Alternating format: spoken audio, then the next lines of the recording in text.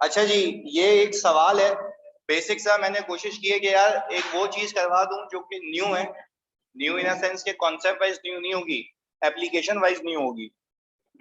EPS का सवाल है जिसमें आपको ईपीएस निकालनी है, क्वार्टरली ईपीएस और half yearly EPS along with basic और डाइल्यूटेड। रिक्वायरमेंट देख लें आप पहले, फिर मैं इसको शेयर भी कर देता हूँ ग्रुप पे आपके साथ। Calculate the basic and diluted EPS for quarter ended 31 March 2020 and 30 जून 2020। फिर कहता ही है कि भाई calculate basic and diluted EPS for the half year ended 30 जून 2020। मुझे एक बात बताओ, कितनी ईपीएस निकालने को बोल रहा है? 3। पहले वो ये बोल रहा है कि भाई आप जनवरी 1 से लेके 31 मार्च जो ये क्वार्टर है इसकी ईपीएस निकालें। फिर वो कह ये रहा है कि अप्रैल 1 से लेके 30 जून ये क्वार्टर है, इसकी ईपीएस निकालें। और फिर वो कह ये रहा है कि जनवरी 1 से लेके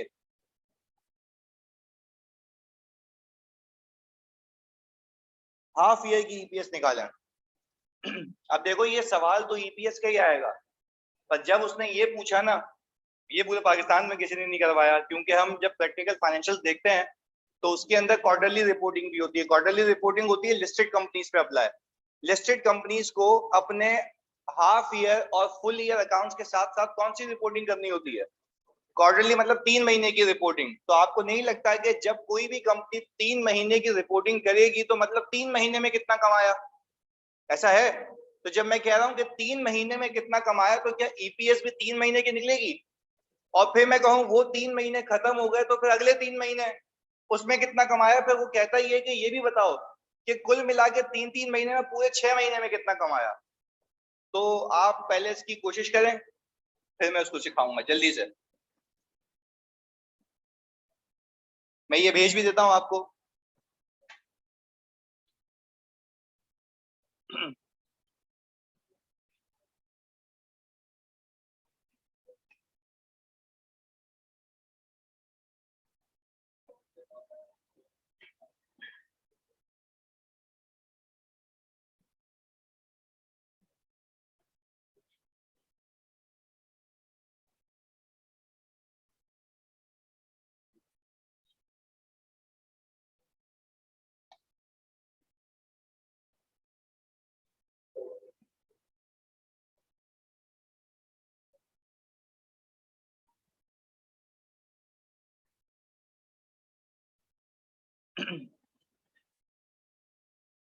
मैं देख लेता हूँ शारिक।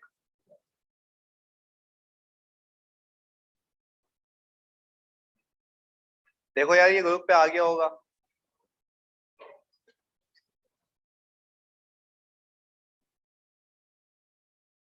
अब आ गया होगा जी। अब देखो एग्जाम में होता ही ऐसा है। मैं तुम्हें ये चीजें क्यों करवा रहा हूँ, इसलिए कि भाई वो जो एग्जाम प्रेशर है ना, वो नई नई चीजों का, वो तो तुम्हें सीए फाइनल के सारे पास पेपर तो करा दिए। अब वही चीज करोगे वो तुमसे हो जाएगी। Be prepare for the worst, कि अगर ऐसा सीन आ गया तो तुम्हें फिर लग पता जाएगा। शुरू करें जी जल्दी। हर पॉसिबल एक्सपेक्ट। ये आपने सोचना है, दिमाग लगाएं कि क्या हो सकता है। हाँ अनीक सोचो पहले। मैं तुम्हारी जगह होता पहले 3 3 महीने की ईपीएस निकालता, फिर 6 महीने की। जल्दी। आप टाइम लें, 15 मिनट लें, सुकून से दिमाग लगा के इसको सॉल्व करें।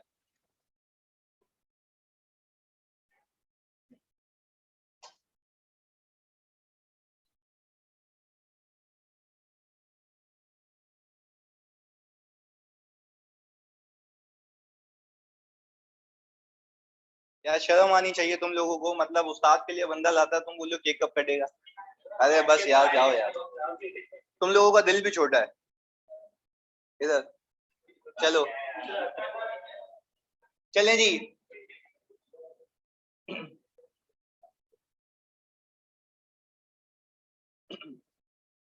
अच्छा भाई, क्या आप लोगों ने पहले क्वार्टर की ईपीएस निकाल ली? चलें जी जल्दी फोकस के साथ इधर। बेसिक निकाल ली तीनों की? चले अब देख लेते हैं कि सही निकाली है या नहीं निकाली। प्लीज देखिएगा। अच्छा भाई, अब सबसे पहले हम ईपीएस निकाल लेते हैं।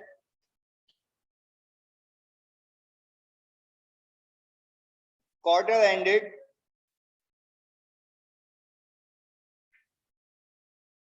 मार्च 31 की। अच्छा सुकून से समझना मेरी बात को भाई, क्वार्टर एंडेड मार्च 31 का मतलब ये है कि आप 3 महीने पे काम कर रहे हैं। तो आप जो अब डिनोमिनेटर में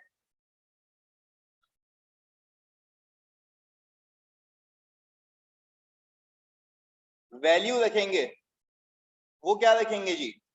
3। देखो जब पूरा साल होता है तो मैं कहता हूं 12/12।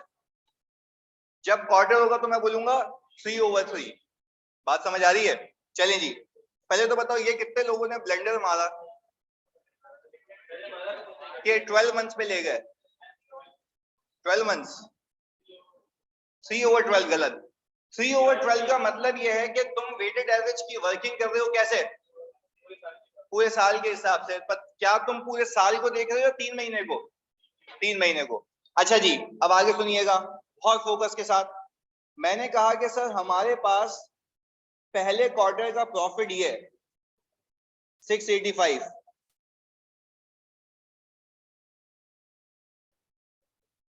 ये तो आ गया हमारे पास प्रॉफिट।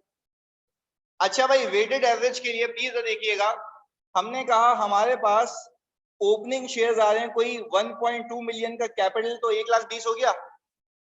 अच्छा भाई, आप सिंपल ये काम करें कि सर 1,20,000 कोई बोनस वगैरह है? 3/12, 3/3 सॉरी, 1,20,000 आ गया। ये आ गया ओपनिंग जी। अच्छा, क्या इस 3 महीने में आपके पास क्या कोई फर्दर इशू है? सर पहली फेब को है। सर ये आ गया फेब 1। कितना जी? 50,000 शेयर्स इंटू 2/3 कितना? 333। आई थिंक ये आ गया वेटेड एवरेज। पूरा सवाल गलत हो गया, कोई नहीं जी, ये सीखने के लिए ही है। कितना आ गया जी? ये आ गया आपके पास weighted average number of shares. अच्छा जी, अब आपने किया ये कि आपने इसको डिवाइड कर दिया 153,333, तो ईपीएस कितनी? कितने लोगों ने ये निकाल ली थी? वेरी गुड यार, बेहतरीन। चलिए जी, अब सर हम काम कर लेते हैं। मजा तो यहाँ आएगा कि यहाँ किसने सही किया है। गेम तो अब ऑन है, अब देखते हैं, चेक करते हैं जी। इधर क्वार्टर एंडेड जून 30, मार्च में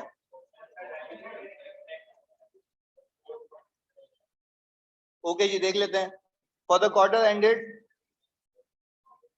नहीं एक मिनट एक्सरसाइज हुए हैं? पहले मेरी बात, मैं बोल रहा हूँ क्या एक्सरसाइज हुए हैं? पर मुझे एक बात बताओ, एक्सरसाइज नहीं हुए तो इसको कब सोचेंगे? बेसिक में, डाइल्यूटेड में? डाइल्यूटेड में नहीं, फर्स्ट क्वार्टर की। मैं नहीं सुनो सुनो, अभी मैं सिर्फ कौन सी ईपीएस निकाल रहा हूँ? बेसिक। पहले बेसिक बेसिक तो कर लें। सही है जी। ओके भाई, मैं फिर रिपीट कर दूं कि ऑप्शंस के केस में मैं डाइल्यूशन इंपैक्ट निकालूंगा, बट कौन सी ईपीएस निकालते वक्त मेरे को ये याद आया, तुमने पता नहीं क्या बोला, मैंने कन्वर्ट तो करा नहीं, तो तुमने कैसे बोल दिया होगा। सही है जी। इधर चलिए जी, मुझे बताएं प्रॉफिट कितना है भाई? 980 है ना जानी?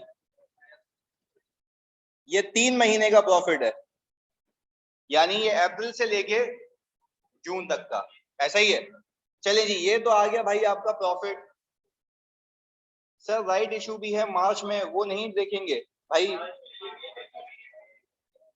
छोटी चरस मई में। इधर अच्छा भाई, प्रॉफिट तो ये आ गया हमारा। बहुत फोकस के साथ जानिए, इधर सुकून के साथ। मुझे एक बात बताएं जल्दी से। सर अब हम निकालते हैं वेटेड एवरेज। गेम तो यहाँ है कि ये कितने लोगों ने सही पिक किया। अब यहाँ पे जो ओपनिंग आएगा ना वो एक्चुअल आएगा। तो सर ये आप लेंगे। अब बताओ कितने लोगों ने गलत किया था।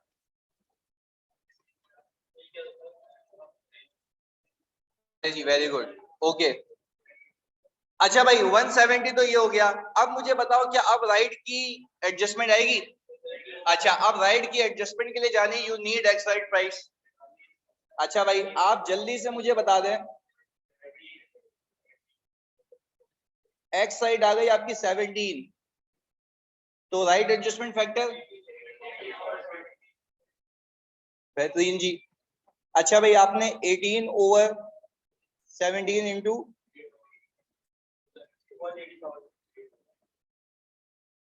वाया सीख गए मतलब तुम लोग इधर। अच्छा भाई मई 1 को एक्चुअल नंबर ऑफ शेयर्स कितने हैं? एक्सरसाइज प्राइस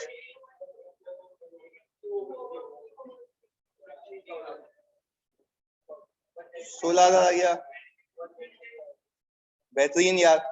अच्छा भाई आपने ये 190 एग्जैक्ट 5 की ईपीएस आ गई। अच्छा अब ये शो कर रहा है कि हमने पिछले क्वार्टर में 4.47 की ईपीएस कमाई थी, इस बार 5 की ईपीएस कमाई, यानी क्वार्टर के हिसाब से हमने इंप्रूव किया है या बेकार परफॉर्मेंस है?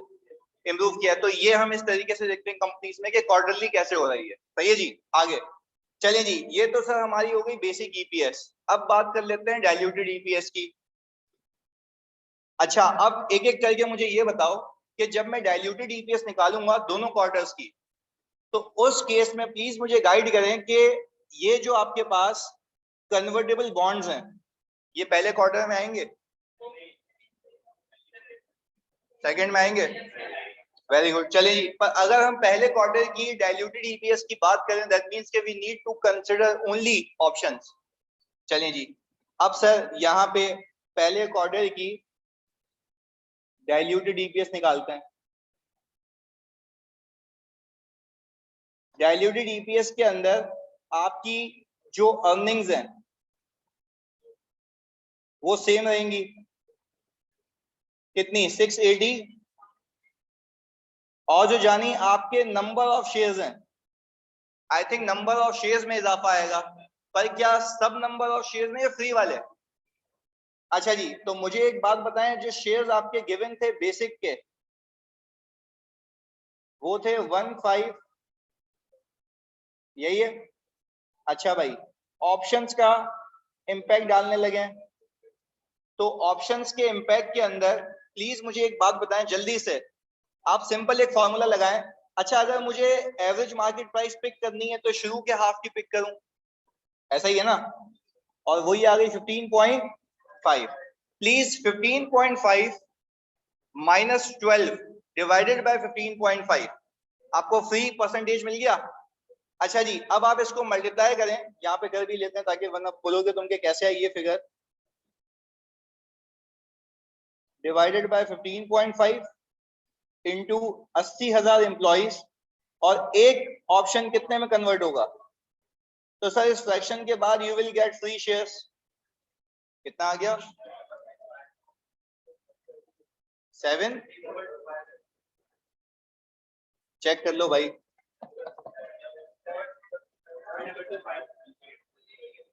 7,225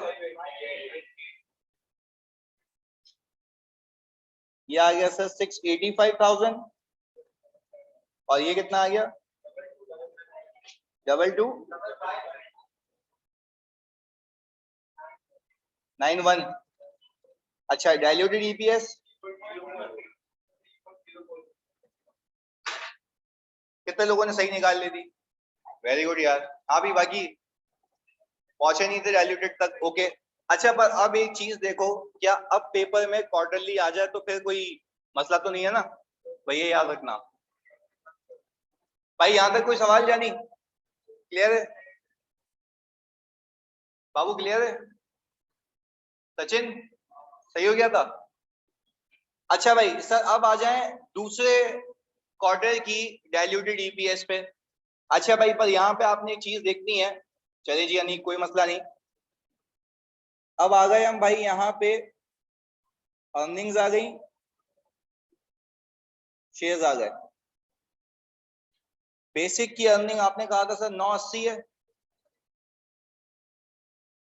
और आपके शेयर से 196, तो ईपीएस जानी आपकी आ गई थी 5। अब ऑप्शंस का इंपैक्ट है, ऐसा ही है। अच्छा, पहले कन्वर्टेबल बॉन्ड्स। अच्छा मुझे एक बात बताओ, एक मिनट, रैंकिंग के हिसाब से सबसे पहले क्या है? ऑप्शंस, क्योंकि सबसे ज्यादा डाइल्यूशन ऑप्शंस करेंगे, वो भी इसमें डाल दो तो कोई इशू नहीं है, पर मैं रैंकिंग के हिसाब से चल रहा हूं। सही है जी। अच्छा भाई, सर अब मुझे बता दें, ऑप्शंस में यहां तो कोई मसला नहीं है। अच्छा अब मुझे बताओ जल्दी से, क्या अगले क्वार्टर की एवरेज प्राइस अलग थी? तो वो पुरानी वाली लेंगे, न्यू वाली? क्योंकि हम देखेंगे इस क्वार्टर में कितने फ्री दे सकता था मैं, क्योंकि ये व्हाट इफ सिनेरियो है। चलिए जी, हमने काम ये किया कि सर अगले क्वार्टर की प्लीज एवरेज प्राइस बताएं कितनी है। 17 है, और ये 12/17 इंटू 80,000 इंटू 4, इस फ्रैक्शन का आंसर कितना आ रहा है? 94,118। सर ये आ गया 980, इसमें इसको प्लस करें जी। हाँ भाई, ऑनलाइन वालों मर गए हो क्या? 290,118, ईपीएस कितनी आ गई?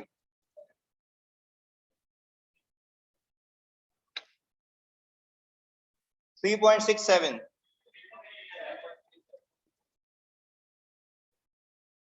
सर ये आ गई हमारी डाइल्यूटेड ईपीएस।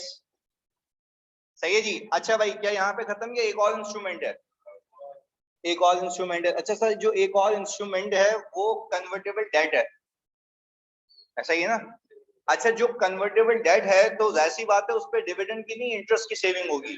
पर इस सवाल में तुम्हें टैक्स रेट मैंने बताया, तो आप डायरेक्टली वहां पे चिपका देना। सही है जी। अच्छा भाई, तो अब यहाँ पे कन्वर्टेबल प्रेफरेंस शेयर रिडीमेबल, ऐसा ही है जी। अच्छा आप मुझे एक बात बताएं, इस पे अब तक कितने महीने का इंटरेस्ट चार्ज हुआ होगा? अच्छा बॉन्ड्स है, सॉरी।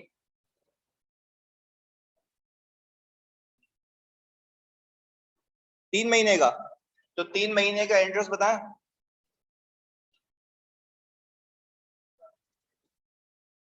हाँ जी भाई, ये यहाँ पे अमाउंट देख लेते हैं। मुझे एक बात बताएं, 1,50,000 आपके पास बॉन्ड्स हैं, एक बॉन्ड कितने का है? तो प्लीज 1,50 को मल्टीप्लाई करें 100 से, आपके पास अमाउंट आ जाएगी, और उसके ऊपर आप चिपका दें 10%, और उसको 3/12 करते हैं। 3/9 नहीं, 3/12। इंटरेस्ट तो पूरे, रेट तो पूरे साल का है ना। 37, चेक करो यही है। अच्छा भाई, मैं यहाँ पे बता देता हूँ, वरना तुम लोग फिर बोलोगे ये कैसे आया। 1,50 इंटू 100, 10% इंटू 3/, क्योंकि ये रेट तो एनुअल दिया हुआ है ना, तो इंटरेस्ट तो एनुअल के हिसाब से 3 महीने का इस वाले क्वार्टर में चार्ज हुआ होगा, तो एड बैक भी 3 महीने का होगा। टैक्स रेट गिवन होता तो तुम इसको net of tax add back करते। अच्छा भाई अब सुनो, अब वो कह ये रहा है कि जो आपके पास 1,50,000 बॉन्ड्स हैं, वो हर एक बॉन्ड कितने में कन्वर्ट होगा? 25 में। अच्छा जी, पर 25 में कन्वर्ट होगा मैं मानता हूं, बट वो मैक्सिमम कितने महीने आउटस्टैंडिंग रहता? 3। तो आप क्या करेंगे उसके लिए? बिल्कुल। अच्छा जी, सर यहाँ हमने 3/3 क्यों नहीं किया बेटा? ये इंटरेस्ट निकालने के लिए किया है ना भाई। मुझे एक बात बताओ, मैंने 3/12 क्यों किया? 3/12 इसलिए किया क्योंकि पूरे साल के इंटरेस्ट में से कितने महीने? 3 महीने। क्लियर है? अच्छा भाई, अब इसके बाद सर मुझे एक बात बताएं, अब यहाँ पे जब मैं नंबर ऑफ शेयर्स की कैलकुलेशन करूंगा तो प्लीज यहाँ पे मुझे बता दें 1,50,000 जो बॉन्ड्स हैं आपके, एक बॉन्ड कितने में कन्वर्ट होगा? 25 में कन्वर्ट होगा, तो कितने आ गई है?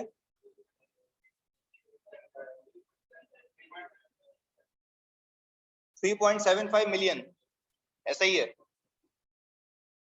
अच्छा भाई, तो अब मुझे एक बात बताएं, ये जो नंबर ऑफ शेयर्स आपको मिले हैं, ये तो सीधा 3/12 या 3/3 वापस। मैं कह रहा हूं तुम सिर्फ क्वार्टर का सोचो, मैं क्वार्टर का सोचने की बात कर रहा हूं ना, देखो दिमाग लगाओ इस पे। मैं कह रहा हूं ये तो शेयर्स है ना, तो इसके लिए डे 1 यही है, तो इस क्वार्टर की बात करोगे तो इस क्वार्टर में ये कितने महीने आउटस्टैंडिंग रहते हैं? पूरे 3 महीने। पहले बताओ, ये बात समझ आ रही है? चलिए जी, तो सर हमने इस पे किया 3/3, तो ये कितने आ गए? 375,000,000। ये कितना आ गया सम?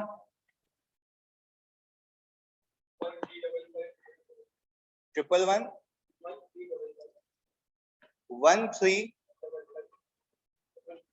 और वो 4040। हाँ जी, ईपीएस।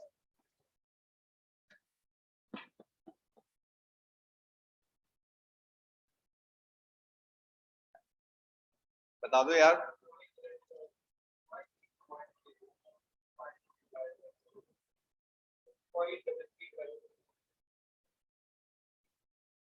ऐसा ही है जी, ये तो 2.98 क्या हो नहीं सकता, पॉइंट्स में ही आएगी आंसर, क्योंकि डिनोमिनेटर। ओके जी, 0.335 ही आ रहा है। अच्छा भाई, अब अगर क्वार्टरली वगैरह आ जाए तो हैंडल हो जाएगा, पक्की बात है। अच्छा भाई, अब हाफ ईयर निकाल लें।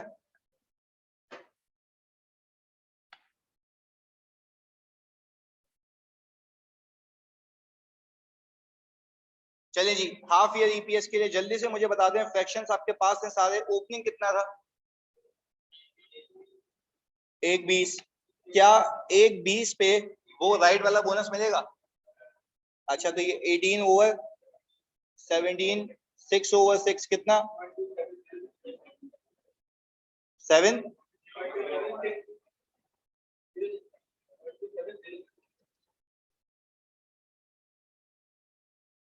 यही है भाई, चेक कर लो, यही है ना? 5.9 है। ओके जी, ओपनिंग तो हो गया जी। इसके बाद फर्दर इशू है, और वो है फेब में। फर्दर इशू कितने नंबर ऑफ शेयर्स का है? सर 50,000 इंटू 18/5/6 कितना आ गया? 4411 ऐड कर लेते हैं भाई। अच्छा भाई, फिर अप्रैल में, अच्छा अब एक्चुअल नंबर ऑफ शेयर्स कितने आ गए? 170 पे 20%, एक्सरसाइज प्राइस कितनी थी? 12/17, और सर ये आ गया हमारे पास 3/6।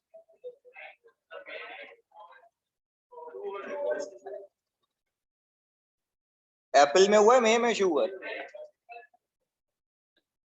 ओके जी, 2/6, यानी टोटल इसका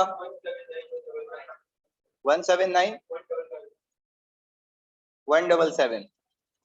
अच्छा भाई, अब हम अगर हाफ ईयर की अर्निंग निकालें तो ऊपर दी भी नहीं है 1।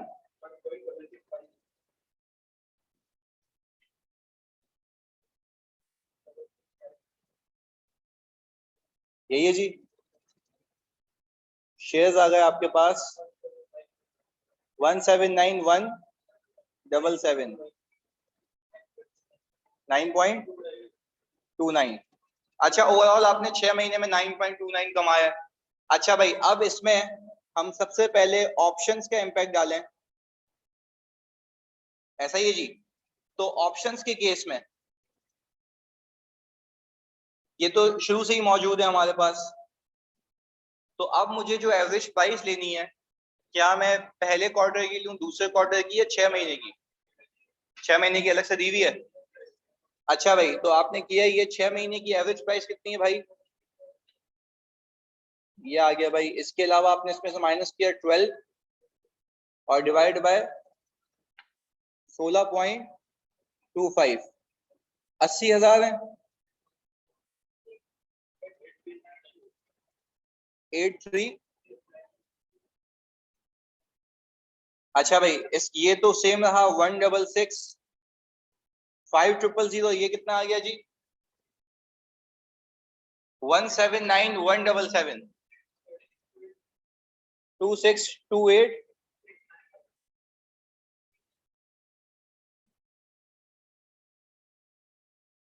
अच्छा जी, जानी मुझे बताओ ईपीएस कितनी? अभी डाइल्यूट हो गई है। अच्छा भाई, हमने कहा कन्वर्टेबल बॉन्ड्स हैं आपके पास। अच्छा, अब जो अर्निंग की सेविंग होगी वो तो वही 3 महीने की है, क्योंकि चार्ज भी कितना हुआ होगा? 3 महीने। तो सर क्या यहीं से उठा के चिपका दें? 375,000। बट मसला ये है कि अब यहाँ पे वो वेटेड एवरेज होगा। जो ये आपने नंबर ऑफ शेयर निकाले थे ना, 1,50,000 बॉन्ड कन्वर्टेबल, एक बॉन्ड कन्वर्टेबल इंटू कितने? पर अब हम इसको करेंगे ये कि इसको हम करेंगे 3/, ठीक है, पूरे 6 महीने में से कितने आउटस्टैंडिंग रहता है ये? 3 महीने कितना आ गया? 1875000। टोटल कितना? 2137869। ये नहीं हो सकता, ये उधर हो सकता है। 21378, ये वाला टोटल बताया था, इस साइड वाला 2040000। ईपीएस कितनी आ गई? डाइल्यूटेड 0.95। हाँ भाई, क्लियर हो गया। हाफ ईयरली, क्वार्टरली, इसमें सारे केसेस कवर्ड हैं कि तुमने कब, कैसे, कहाँ से शुरू करना है। सही है जी। तो अगर बेसिकली तुम्हें हाफ ईयर, क्वार्टरली रिवाइज करना, तो ये तुम्हारे लिए एक बेंचमार्क सवाल है। क्लियर है? हाँ जी, ऑनलाइन वालों कोई मसला है इसमें?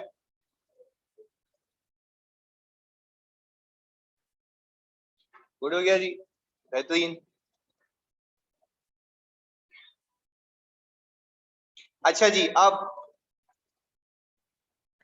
सर मूव कर जाते हैं हम अपने प्रॉपर्टी, प्लांट एंड इक्विपमेंट पे। आइए 16। सही है जी। अच्छा अब जी,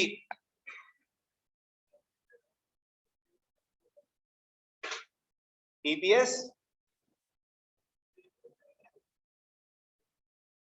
क्या तेरी आवाज नहीं आ रही भाई? थोड़ा सा वॉल्यूम तेज कर ले। सचिन क्या बोल रही है भाई? ईपीएस को फाइनेंशियल स्टेटमेंट्स के नोट्स में कैसे दिखाते हैं भाई? आपने पता है क्या किया? आपके पीएनएल पे ये आ रहा होगा, आपने यहाँ पे हेडिंग डाल दी सजाने के लिए, नोट्स टू दी फाइनेंशियल।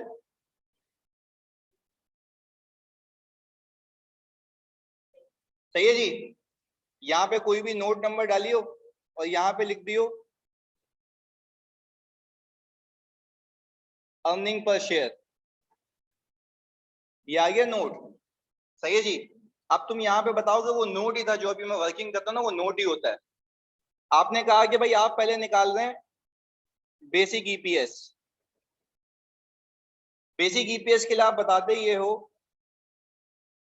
कि earnings attributable to ordinary share holder, और यहां पे लिख देते हो वेटेड एवरेज शेयर्स। सही है भाई, यहाँ पे अर्निंग्स चिपका देना, यहाँ पे शेयर्स, तो यहाँ पे क्या आ जाएगी? ईपीएस। सचिन जो अब तक किया था ना वो नोट्स ही थे, उसको खाली प्रेजेंट करने का तरीका ये है। ये नोट्स आएंगे, ये नोट का नाम आएगा, ये बेसिक। अब डाइल्यूशन कैसे निकलेगी? इसके अंदर क्या ऐड कर दोगे? Dilution impact. तो वो डाइल्यूटेड ईपीएस है कि नोट्स में ऐसे आता है बस। सही है सचिन? वो जो हमने किया था वो नोट्स ही हैं सर। जब 3/3 वाली मिस्टेक थी। ओके जी सर, रैंकिंग किस बेसिस पे करनी है? अच्छा ना, रैंकिंग तो हमने सीखी भी है ना। इस केस में मुझे बताओ रैंकिंग मैंने क्यों नहीं की? मुझे पता है ऑप्शंस का रैंक क्या होगा, और ऑप्शंस का रैंक 1 इसलिए होगा क्योंकि उसमें कोई अर्निंग्स का इम्पैक्ट नहीं है। बिल्कुल होगी आयशा। अच्छा जी, अच्छा एक अच्छा सवाल आया, सुनो इधर। अगर हम लोग बच्चों क्वार्टरली ईपीएस निकाल रहे हैं तो क्या इस बोनस की वजह से, ये राइट की वजह से लास्ट ईयर की क्वार्टर की ईपीएस रीस्टेट होगी? यस। बात समझें? बिल्कुल सही सवाल पूछा है इन्होंने कि सर ये जो आपने क्वार्टर यानी सेकंड क्वार्टर की ईपीएस निकाली है उसके अंदर राइट भी तो है और राइट वाला बोनस भी है। तो सर क्या हम अपने लास्ट क्वार्टर की ईपीएस को इसकी वजह से रीस्टेट करेंगे? यस। वो इनवर्स के फैक्टर से मल्टीप्लाई कर देना। बिल्कुल सही कह रही हो, बेहतरीन, बिल्कुल करेंगे। मैं वो दे देता हूँ मोहिब। हाँ भाई, इसमें अब कोई इशू? ऑनवर्ड्स चलें जी, आगे लेके चलते हैं इसको। अब इधर, अब आइए 16 शुरू करते हैं। बेसिक डेप्रिसिएशन तो हमें आता है, मैं डायरेक्टली जो रिकॉल करवा रहा हूँ क्योंकि सवालात हैं एडिशनल हमारे पास। पर पहले हम रिकॉल कर लेते हैं रीवैल्यूएशन के कॉन्सेप्ट्स। सही है जी, बहुत सुकून से इधर देखिएगा। अच्छा भाई, अगर मैं बेसिकली पास पेपर के रिलेटेड की एडजस्टमेंट बात करूं तो इधर प्लीज फोकस होकर देखिएगा, और मैं जिससे पूछूंगा वो जवाब देगा। ऑनलाइन वालों तुम जवाब दे सकते हो। सही है जी? बेसिक को रीस्टेट करते हैं, आदत से बेसिक को रीस्टेट करते हैं। सही है जी? हो गया जी? ओके, अब इधर देखिएगा प्लीज। अच्छा, अब अगर मैं ये कहूं, 2-3 बातें पूछूंगा तो उसको फोकस होकर मुझे जवाब देना, क्योंकि अब तुम्हें अप्लाई करना है वो एग्जाम में जाके। मेरे पास ओपनिंग लेट से बैलेंस आ रहा है एज एट जनवरी 1, 2019। एक कैलकुलेटर दे दे यानी, ताकि मैं तुम्हें इलस्ट्रेशन रिकॉल करा दूं।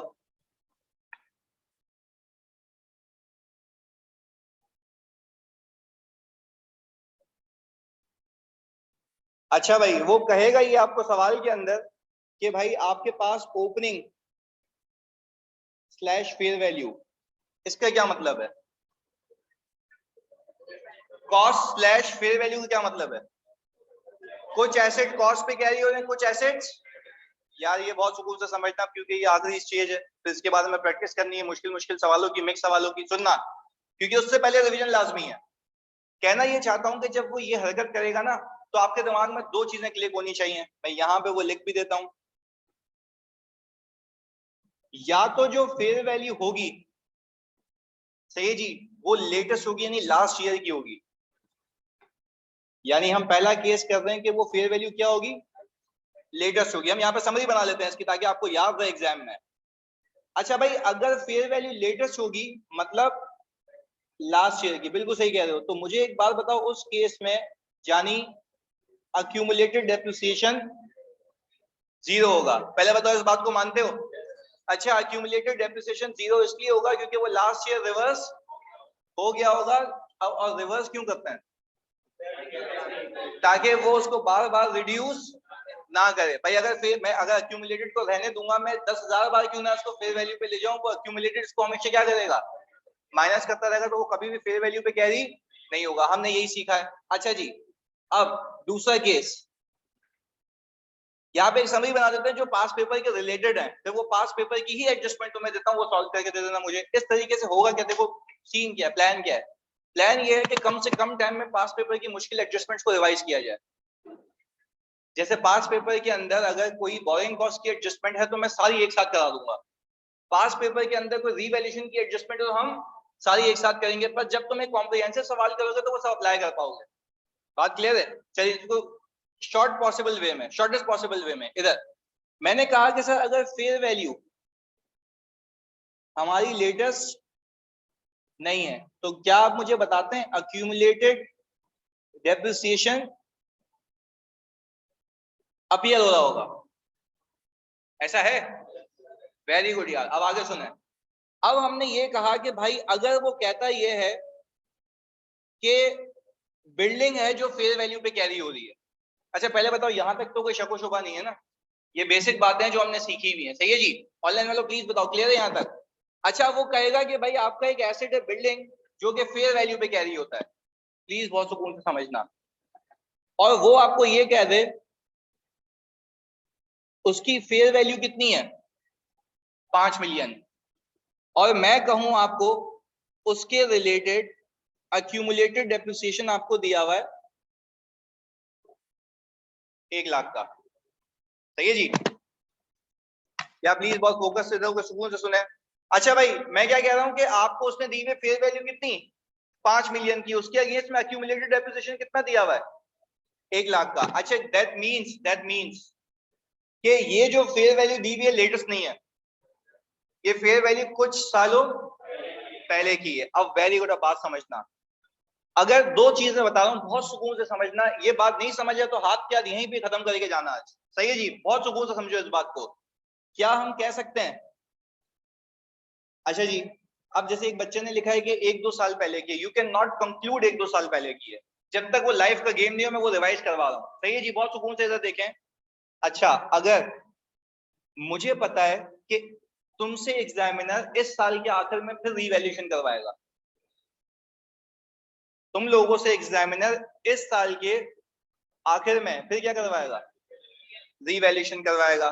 पर समझने की बात यह है साल के आखिर में जाने के लिए, यानी प्लीज समझना, यहां से क्लोजिंग पे आने के लिए तुम्हें क्लोजिंग 2 चीजें चाहिए, या बहुत सुकून से समझना है। ये अगर ये बात यही देखो मैं बोल रहा हूं ना, एक पॉइंट ऑफ टाइम पे एक क्लैरिटी नहीं है ना, वहीं रोक के पूछ लेना, सही है? क्लोजिंग पे तुम्हें 3 चीजें चाहिए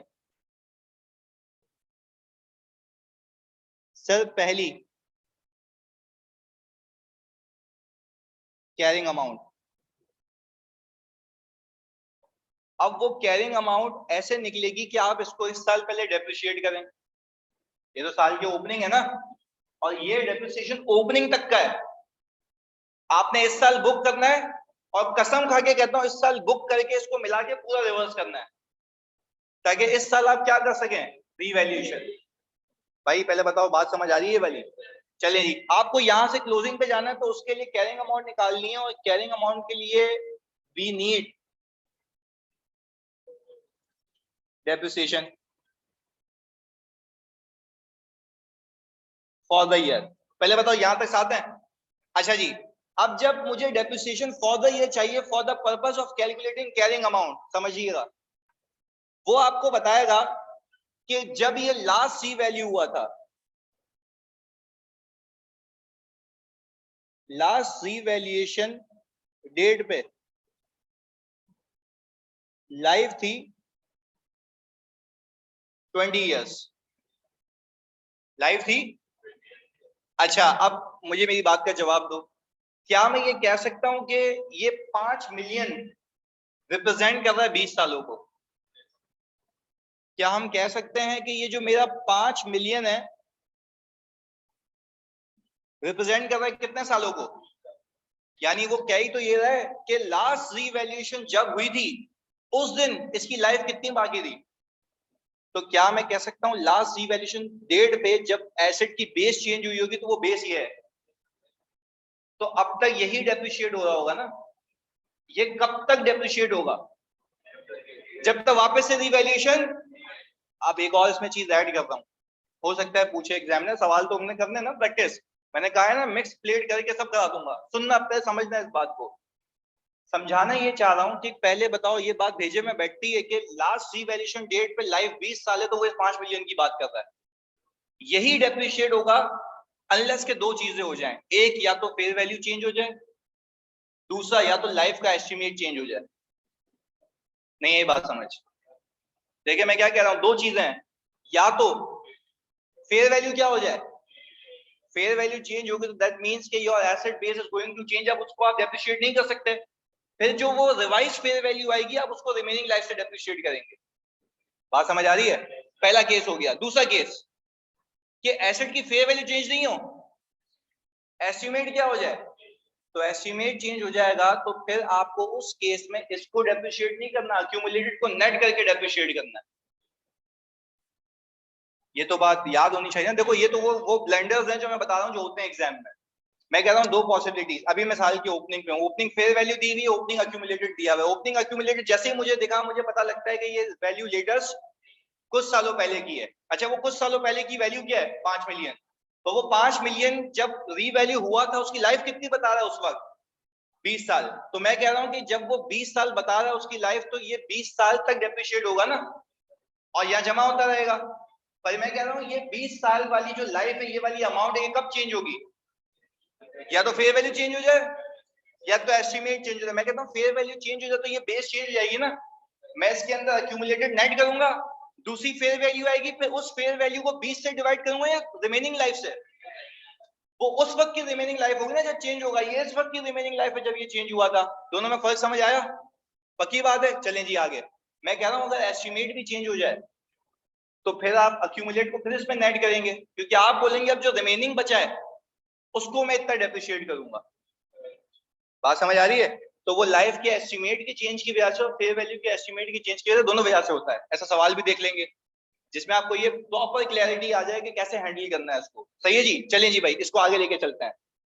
अब अगर मुझे ये देखना है कि इस साल, अच्छा देखो अभी हम डेप्रिसिएशन की बात कर रहे थे, ये रहा कैरिंग अमाउंट के लिए मुझे क्या चाहिए?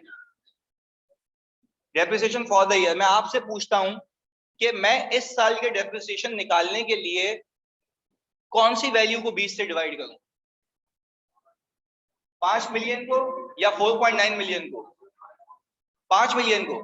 वापस से मैं कह रहा हूं कि मुझे इस साल का डेप्रिसिएशन चाहिए, तो मैं कौन सी वैल्यू को 20 से डिवाइड करूं? 5 मिलियन को, क्योंकि ये 5 मिलियन रिप्रेजेंट कर रहा है कि 20 साल चलेगा। बात समझ आ रही है? तभी हम क्या करते हैं, फेयर वैल्यू को डिवाइड करते हैं। अब एक और चीज, क्या तुम मुझे ये बता सकते हो ये एसेट एक साल कितना डेप्रिशिएट होगा? 2.5 लाख। सही है? प्लीज सुनिएगा, अगर ये एसेट बच्चों 2.5 लाख डेप्रिशिएट होगा, 1 मिलियन कर देते हैं। Okay sorry. अच्छा भाई, हमने 1 मिलियन कर दिया। अब मुझे एक बात बताएं, अगर मैंने इसको डिवाइड किया तो एक ये एसेट जो है मेरा चलेगा कितना? 2.5 लाख एक साल। तो मेरे पास 1 मिलियन का अक्यूमुलेटेड आ रहा है, तो इसको अगर मैं 2.5 लाख से डिवाइड करूं तो कितना आ गया? क्या हम कह सकते हैं ये एसेट 4 साल चल चुका है? अच्छा, तो अब मुझे एक बात बताएं, तो रिमेनिंग लाइफ कितनी?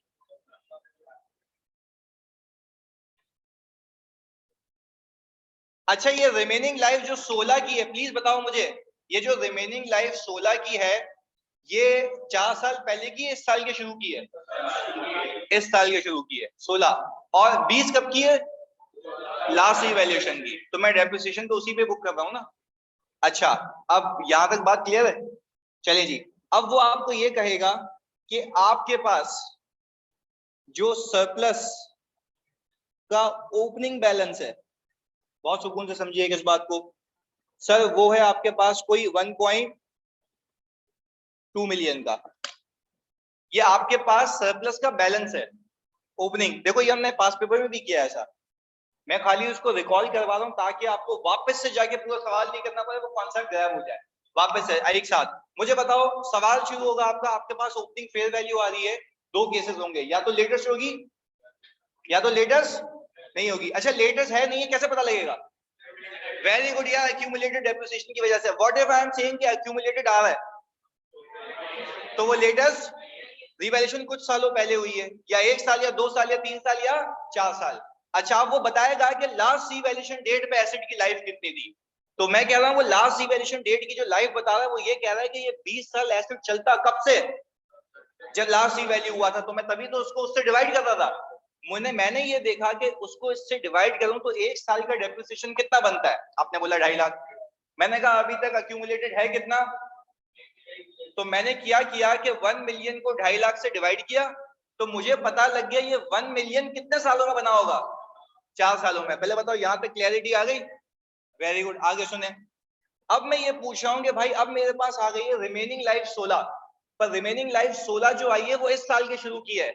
तो सर आपने इतनी लंबी क्यों की, 16 क्यों निकाला? क्योंकि आपके पास जो सरप्लस का बैलेंस है ये साल के शुरू का है, और ये सरप्लस का बैलेंस उस वक्त का नहीं है जब तुमने लास्ट जी वैल्यू किया था, ये साल के शुरू का है, तो इसको जब मैं डिवाइड करूंगा इंक्रीमेंटल डेप्रिसिएशन निकालने के लिए, तो मुझे बताओ 20 से करूंगा 16 से? पहले बताओ, ये बात क्लियर हो गई सबको? तो सर मैंने ये रिमेनिंग लाइफ इस चक्कर में निकाली है, ऐसा ही है। अब मुझे एक बात बताओ कि सर अब मैं इसको अगर 16 से डिवाइड करूं तो इंक्रीमेंटल डेप्रिसिएशन कितना?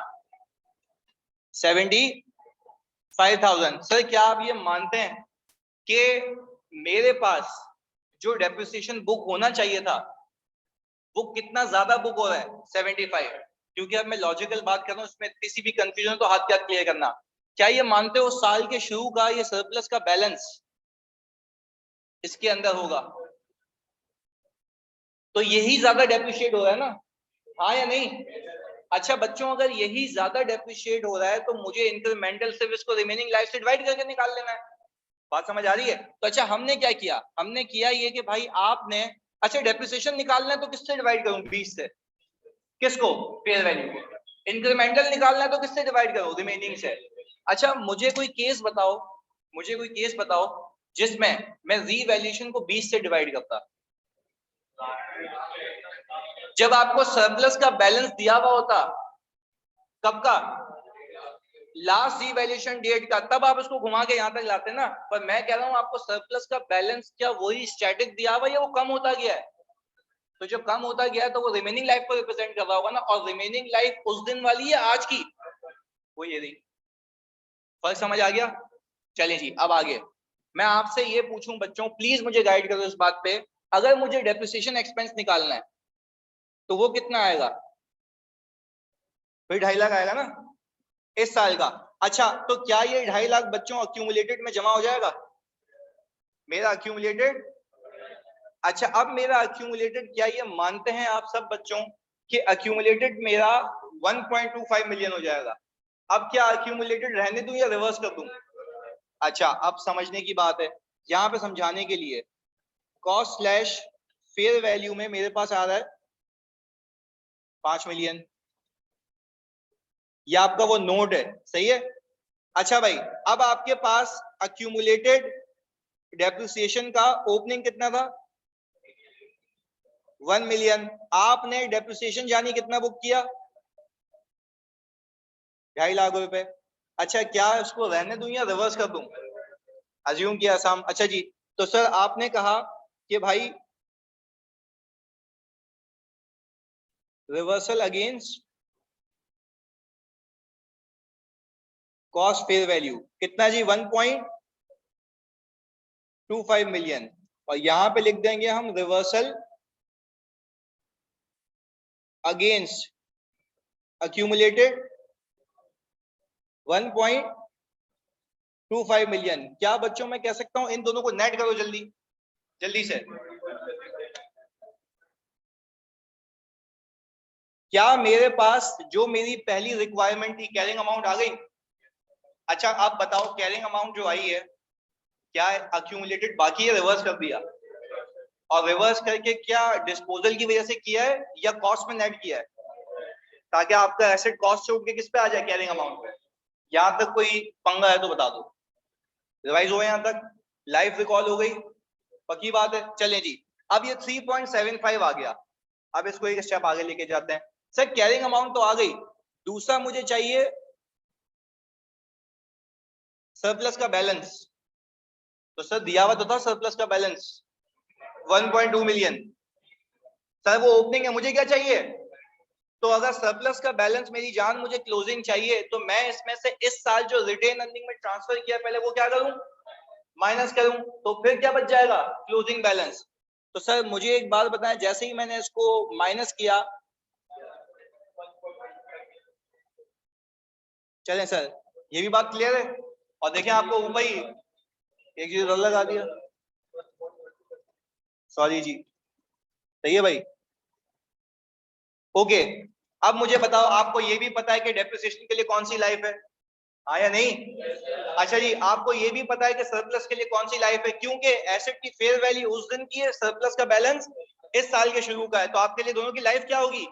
अलग अलग होगी। ये बात याद रहेगी। प्लीज पेपर में ब्लेंडर नहीं मारना, मैंने पास पेपर के चंक्स को अलग किया हुआ है।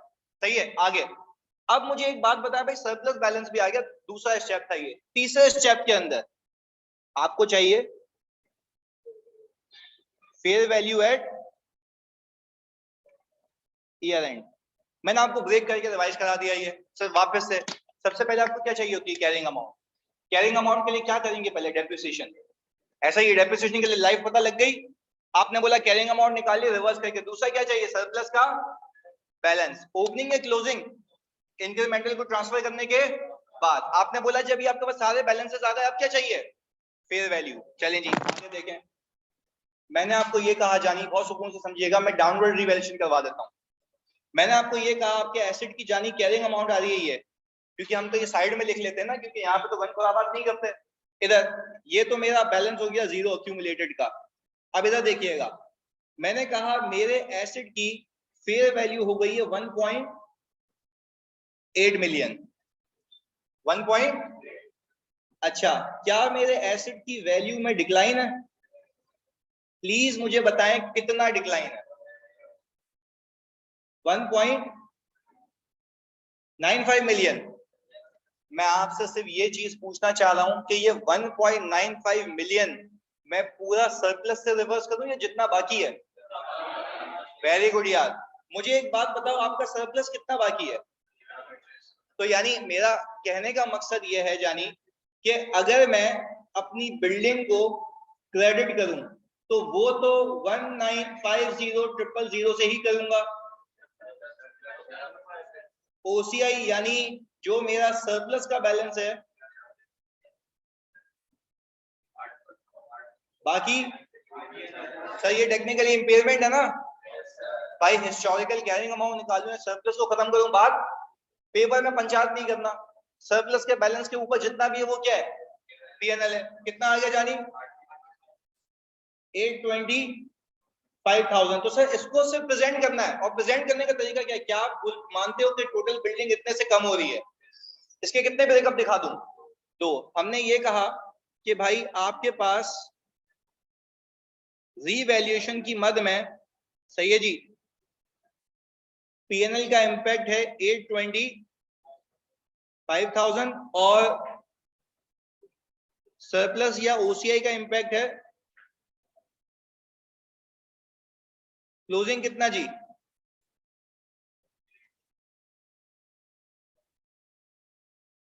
1. क्या आपका एसेट फेयर वैल्यू पे आ गया? क्लियर है जी। और आपका अक्यूमुलेटेड क्या है? जीरो है। अब तुम में से खाली मुझे कोई गाइड कर दे जल्दी से कि अब अगले साल जो ये डेप्रिशिएट होगा रिमेनिंग लाइफ से होगा। क्यों? फेयर वैल्यू क्या हो गई है? 20 से क्यों नहीं करते? वो 4 साल पहले था, अब वो 20 रहेगा या ये रिमेनिंग पे? क्योंकि अब मैं जानी ये कहूंगा कि ये 1.8 मिलियन रिमेनिंग बेनिफिट्स देगा। कितने साल? 15 साल। 4 साल शुरू से गुजर चुके थे, 1 साल ये गुजर गया, कितने बचे? यानी ये लाइफ का गेम समझ आ गया। पक्की बात है। चलिए जी एक दो सवाल ले लेते हैं यहाँ पे। अच्छा भाई, अक्सर कह रही है सर रीवैल्यूएशन इंपैक्ट रिपीट करते हैं। बेटा ये वाली ये समझ आया कि 3.75 की कैरिंग अमाउंट से मुझे फेयर वैल्यू पे आना है? जल्दी से बता दो जी प्लीज। मैंने कहा पीपी को इतने से कम करो पहले। मैंने कहा ये पूरा लॉस क्या इंपेयरमेंट है या मेरे पास ऑलरेडी कुछ सरप्लस है? अच्छा, वो सरप्लस का बैलेंस ओपनिंग निकाला हुआ या क्लोजिंग निकाल लिया है? इंक्रीमेंटल को ट्रांसफर करने के बाद। तो गुलाम एंड अक्सा मुझे एक बात बता दो, हमने किया क्या? हमने कहा कि भाई इंक्रीमेंटल जो ट्रांसफर होना था उसको ट्रांसफर करके मेरे पास ये वैल्यू आ गई। ये आ गया मेरे पास सरप्लस का बैलेंस क्लोजिंग। अब अगर मुझे लॉस होगा तो पहले लॉस यहां से रिवर्स होगा ना। मैंने पहले लॉस ये रिवर्स किया, इसके अलावा जो ऊपर का लॉस है वो कहां फेंक दिया? पीएनएल में। अच्छा भाई, आयशा कह रही है हिस्टोरिकल कैरिंग अमाउंट निकालने की नीड कब होती है? बेटा हिस्टोरिकल कैरिंग अमाउंट इसमें भी निकाल सकते हो। कैसे आओ बताता हूँ, लंबी कर लेते हैं थोड़ी सी। इधर मैंने कहा आ जाए जी, एच सी ए निकाल लेते हैं। अच्छा मुझे जल्दी बताएं कैरिंग अमाउंट कितनी है जानी? 375,000,000, सही है। अच्छा मानते हो ना ये एच सी ए से ऊपर जितना भी ये सरप्लस है सरप्लस का बैलेंस रिवर्स करो, इस 3.75 में से ये 1125 माइनस करो, 2625,000 भाई ये आ गई आपकी HCF, सही है। अब आपकी फेयर वैल्यू यहां पे लाई कर रही है 1.8 मिलियन, ऐसा ही है। तो भाई यहां से यहां पे आने के लिए ये रहा आपका लॉस 1.95, ऐसा ही है। यहां से यहां तक कहां से रिवर्स करूं, और यहां से यहां तक पीएनएल में। भाई अपनी जिंदगी आसान रखो, ये समझा चुका हूं, सिखाया भी ऐसे ही है, पर डिस्क्लोजर में हमने ये ऐड किया था, ये समझा था कि पहले किसका बैलेंस निकाल लेंगे, सरप्लस का। तो ऐसे करोगे तब भी बात सेम है, वैसे जाओगे तब भी आंसर सेम है। क्लियर है?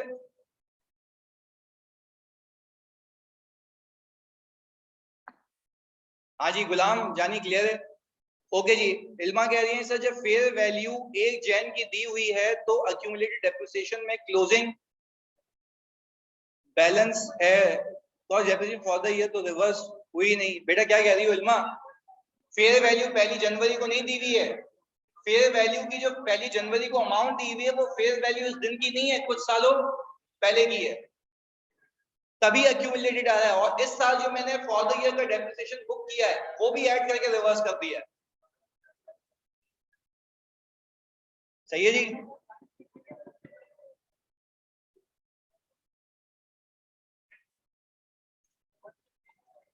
हाँ भाई ये रिकॉर्ड हो गया। अब जल्दी से एक इलस्ट्रेशन करते हैं इसकी। हाँ कहाँ पे? अच्छा ये तो सही कर लेते हैं ना जानी, सही है। ओके जी, अब मैं एक क्वेश्चन दे देता हूं तुम्हें, प्लीज ये करके दिखाओ।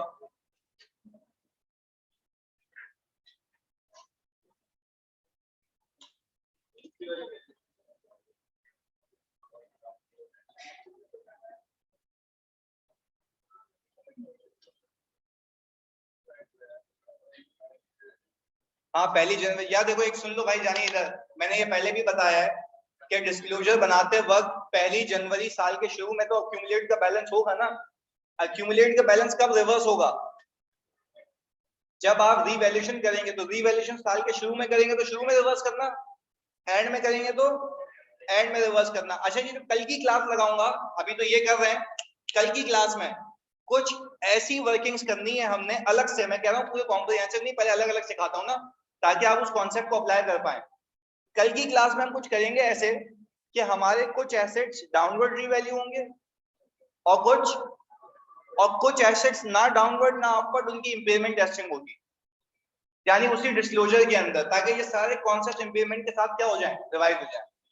और आई थिंक बेसिक डेप्रिसिएशन तो नहीं कराऊं ना वापस, वो तो प्लस माइनस का गेम है, ये मुश्किल चीजें कर लेते हैं। सही है जी? ओके सही है भाई अलीशान, मैं प्रॉमिस कर रहा हूँ मैं कल करा दूंगा वो, अभी थोड़ा सबर।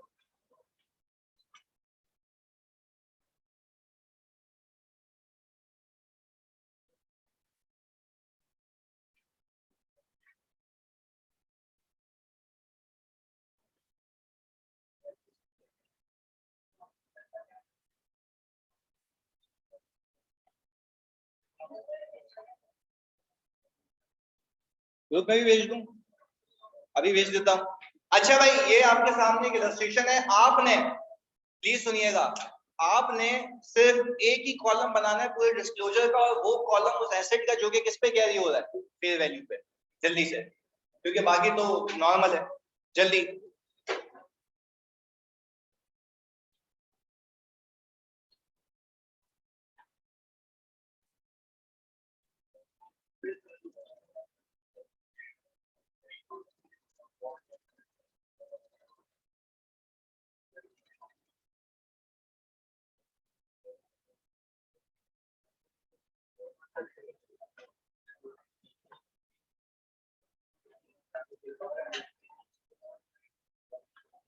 हाँ भाई opening cost of fair value कितना है,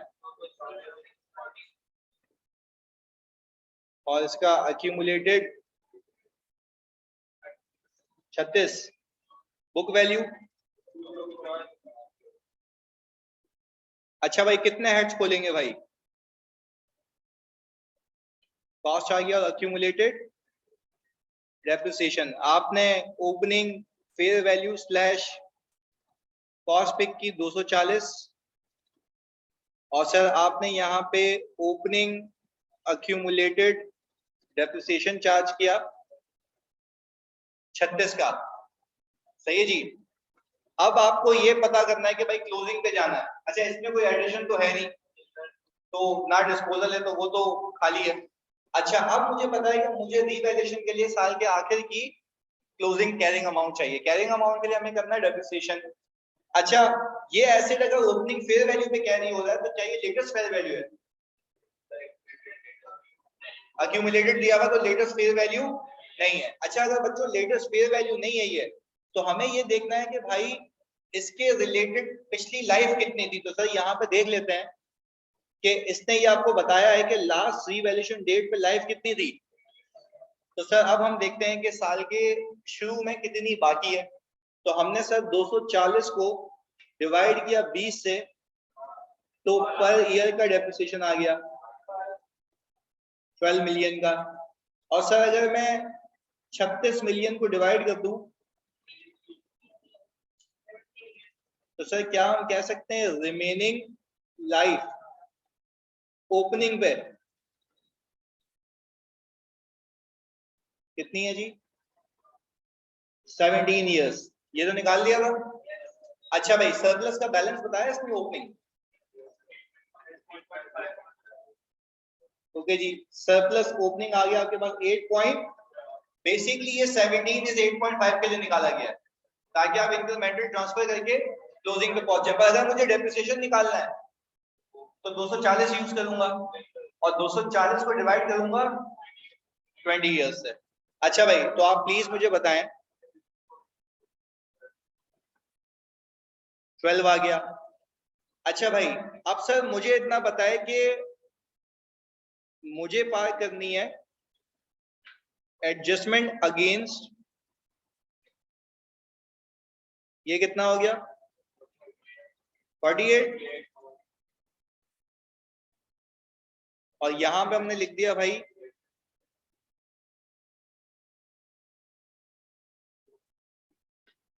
क्या करा दिया, नहीं मैं समझा कि काशिफ वाशिफ आ गया इस पे लेके। अबे भाई वापस जाना है। एडजस्टमेंट अगेंस्ट क्या है वैल्यू जल्दी बताओ। अच्छा भाई 48, प्लीज मुझे बताओ क्या इसके बाद क्या आपके पास कैरिंग अमाउंट आ गई। अच्छा भाई जल्दी से बताओ, साइड में हम लिख लेते हैं कैरिंग अमाउंट कितनी है 192, प्लीज सुनिएगा 192। अच्छा भाई 192 के बाद कैरिंग अमाउंट तो आ गई, पहला स्टेप हो गया। सरप्लस का बैलेंस, अच्छा मुझे बताओ इसको आप डिवाइड करेंगे 0.5 आ गया। सर इसमें से ये माइनस करूं अगर 8 आ गया जी, यहाँ पे लिख दिया हमने 8। अच्छा प्लीज मुझे एक बात बताओ, ये 8 आ गया, कैरिंग अमाउंट आ गया, यानी फेयर वैल्यू कितनी है 178। अच्छा आप समझने की बात ये है कि मैं 192 से 178 पे आऊंगा तो टोटल लॉस।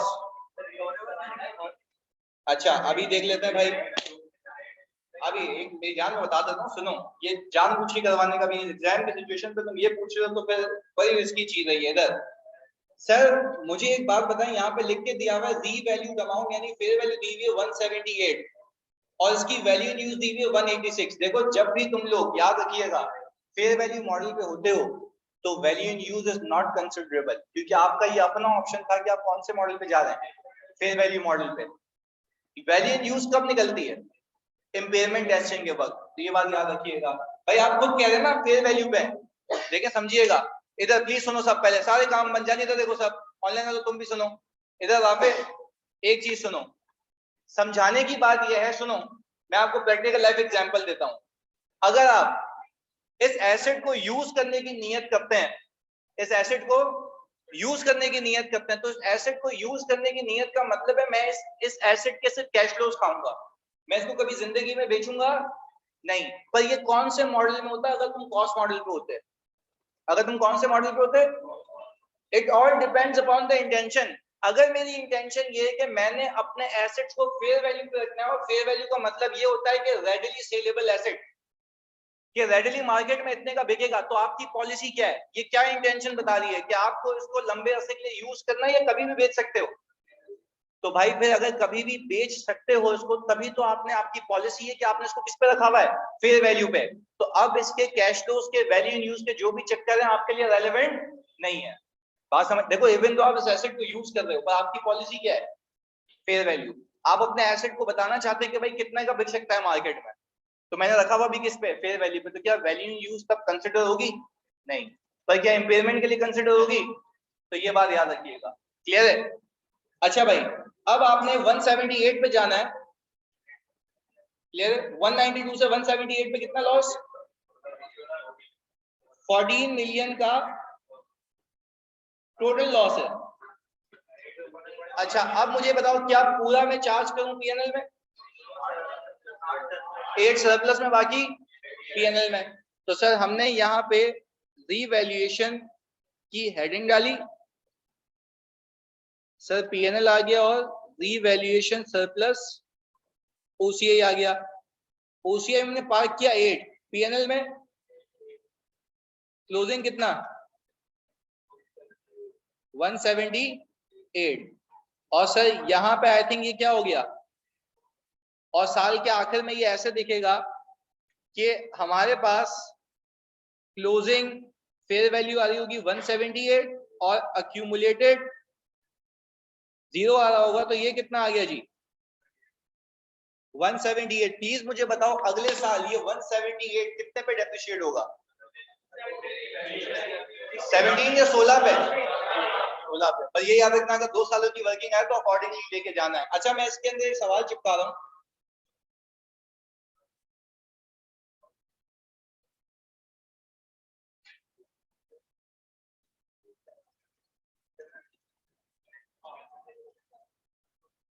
नहीं देखो, एक बात याद रखना जानी, इसमें कंफ्यूज नहीं होना। सुनो इधर, revaluation loss equivalent to impairment loss. सुनो इधर, revaluation loss equivalent to impairment loss, क्योंकि वो एचसीए से क्या होता है?